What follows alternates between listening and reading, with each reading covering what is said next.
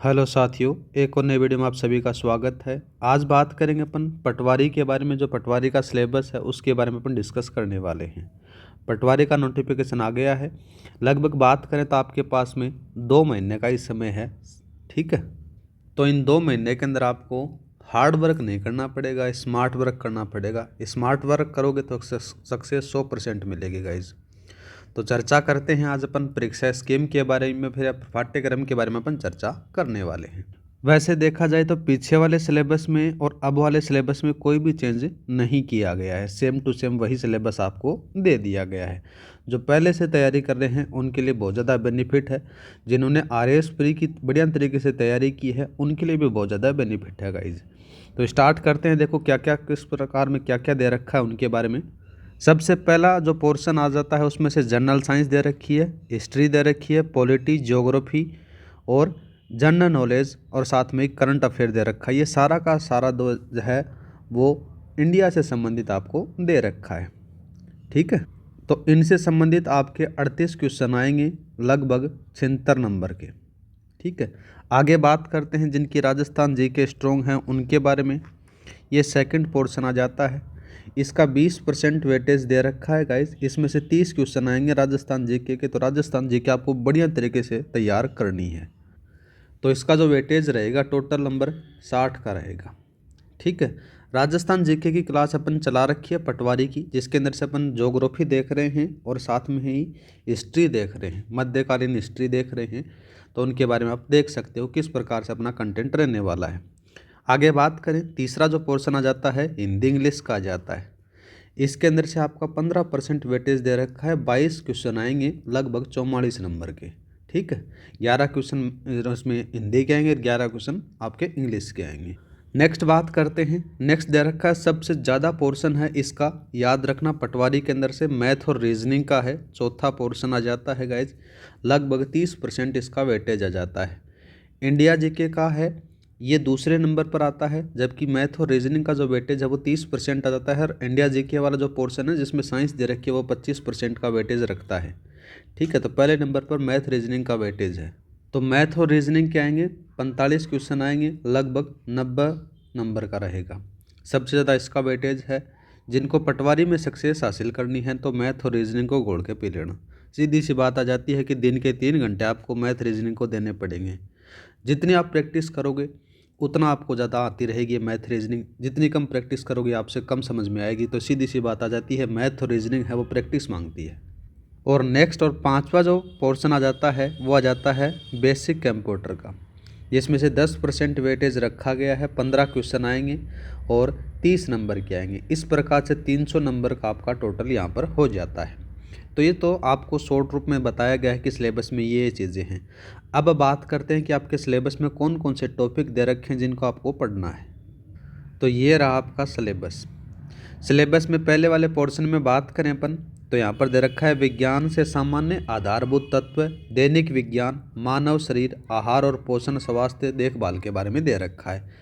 जो आप RAS pre में पढ़ कर आए हो सेम टू सेम वही दे रखा है यहाँ पर। और इनकी अपन क्लास एकदम जीरो से स्टार्ट करेंगे। सारे के सारे टॉपिकों अपन कवर करने वाले हैं। दूसरा बात करते हैं जिसमें से प्राचीन और मध्यकालीन भारत के इतिहास की प्रमुख विशेषताएं दे रखी हैं और महत्वपूर्ण ऐतिहासिक घटनाएं दे रखी हैं। ये इंडियन हिस्ट्री का जाता है। बाद में बात करें तो इंडियन पॉलिटी दे रखी है, जिसमें से भारतीय संविधान दे रखा है, राजनीतिक व्यवस्था और शासन प्रणाली, संवैधानिक विकास दे रखा है। सीधी सी बात आ जाती है कि आपको इंडियन पॉलिटी कंप्लीट पढ़नी पड़ेगी। अब ऐसा मत करना कि आप जाके लक्ष्मीकांत लेकर बैठ जाओ। तो लक्ष्मीकांत लेकर नहीं, कोई छोटी मोटी और भी कोई बुक ले लेना, उससे काम चल जाएगा। ठीक है, आगे बात करते हैं ज्योग्राफी के बारे में। तो भारत की भौगोलिक विशेषताएं, पर्यावरण और पारिस्थितिकी परिवर्तन और इनके प्रभाव के बारे में दे रखा है। तो सीधी सी बात आ जाती है कि इंडियन ज्योग्राफी भी आपको लगभग कंप्लीट पढ़नी पड़ेगी। और साथ में ही बात करें तो समय समय की घटनाएं दे रखी हैं जो इंडिया से संबंधित आपको से पूछी जाएंगी। ठीक है गाइज, तो ये आपको पढ़नी पड़ेगी।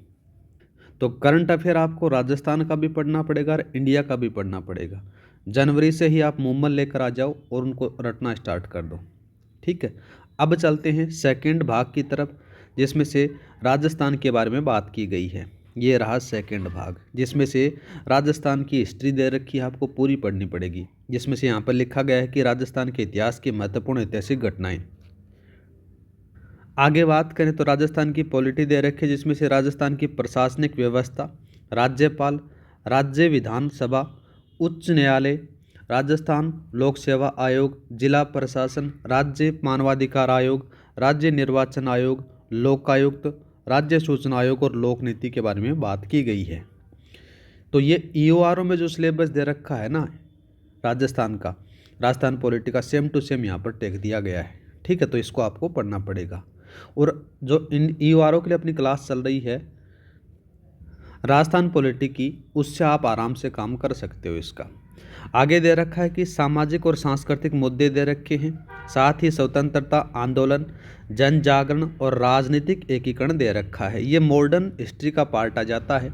ठीक है, अब चर्चा करते हैं, जिसमें से राजस्थान की क्या दे रखी है, कला संस्कृति वाला पार्ट आ जाता है, जिसमें से लोक कलाएँ, चित्रकला, हस्तशिल्प और स्थापत्य कला दे रखी है।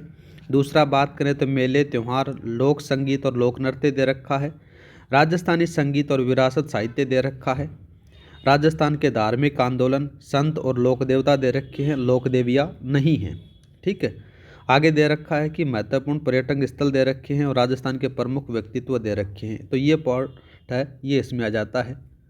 अब कन्फ्यूजन होने की ज़रूरत नहीं है। यहाँ पर देखो आपने क्या देखा है, ज्योग्राफी वाला पार्ट नहीं दे रखा है, तो ज्योग्राफी आपको कंप्लीट पढ़नी पड़ेगी राजस्थान की, याद रखना। ठीक है, और ज़्यादा कोई चेंज नहीं हुआ है। जितना भी चेंज हुआ है उनकी नवीनतम अपन क्लास लेकर आ जाएंगे, जिसमें से सारा कंप्लीट अपन अपडेटेड देख लेंगे। ठीक है, तो राजस्थान की तो पूरी देखनी ही आपको, राजस्थान की ज्योग्राफी, राजस्थान की हिस्ट्री, राजस्थान की का आर्ट एंड कल्चर दे रखा है, साथ में पॉलिटी दे रखा है। तो राजस्थान का तो कंप्लीट जेके आपको रटनी पड़ेगी। अब बात करते हैं जनरल इंग्लिश और हिंदी के बारे में। पहले हिंदी के बारे में चर्चा करते हैं, जिसमें से 11 क्वेश्चन आएंगे।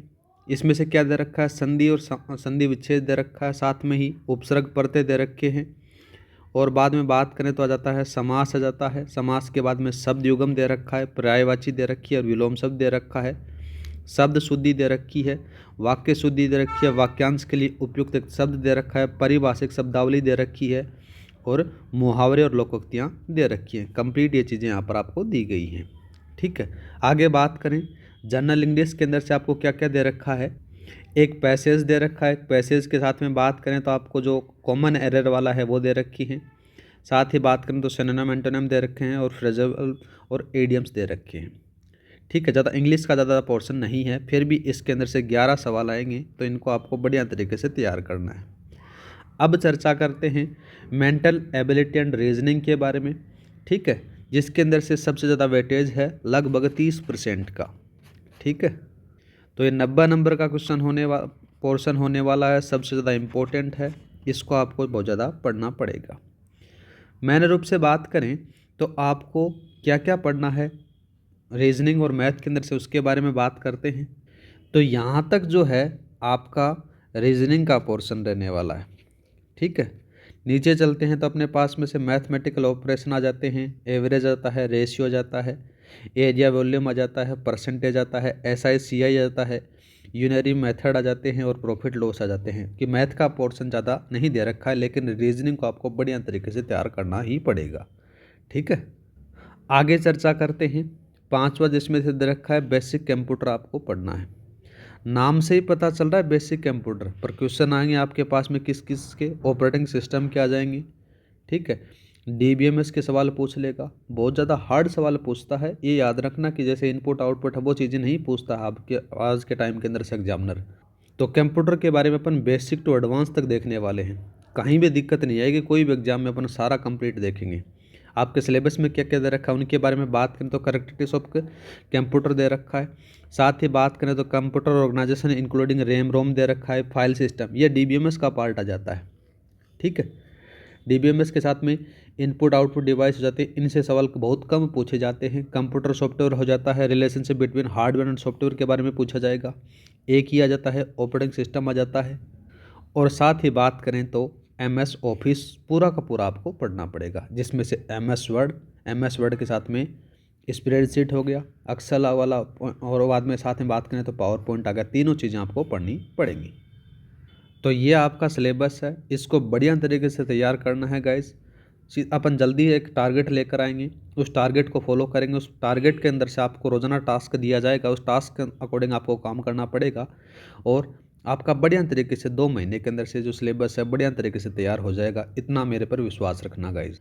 तो गाइज आज के लिए इतना ही, मिलते हैं नेक्स्ट वीडियो में। जय हिंद, जय भारत।